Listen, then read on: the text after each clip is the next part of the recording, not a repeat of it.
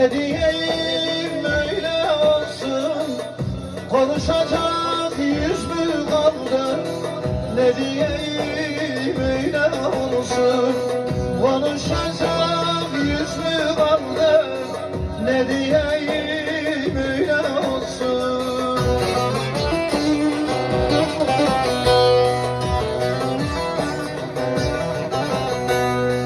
Cevabım hiç zorlama, hafife olma, horlama.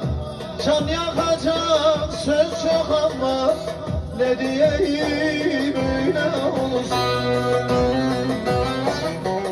Boşuna sorma neredeyim, tebemkârda kederdeyim.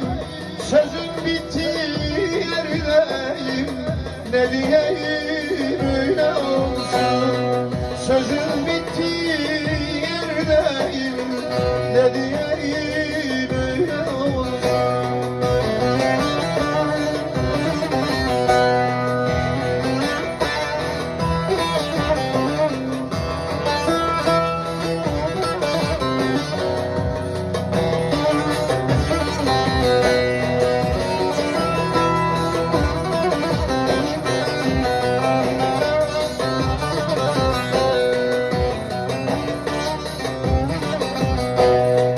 Doluya koydum olmuyor, boşa koyunca dolmuyor.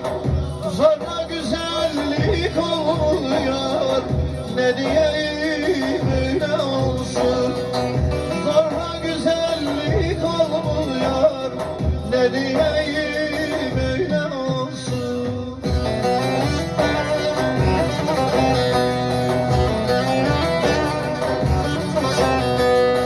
Nasıl da bu hale düştüm, şaştım halime şaştım.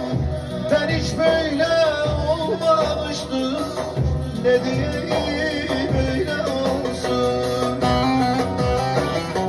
Boşuna sorma neredeyim, tebemkârda kederdeyim.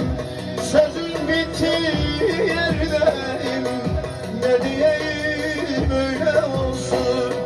Sözün bittiği yerdeyim, ne diyeyim öyle olsun.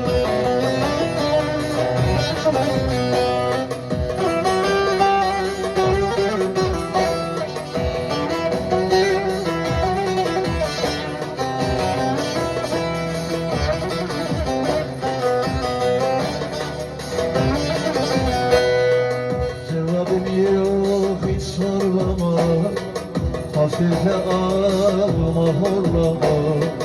Can yakacak söz çok ama ne diyeyim öyle olsun.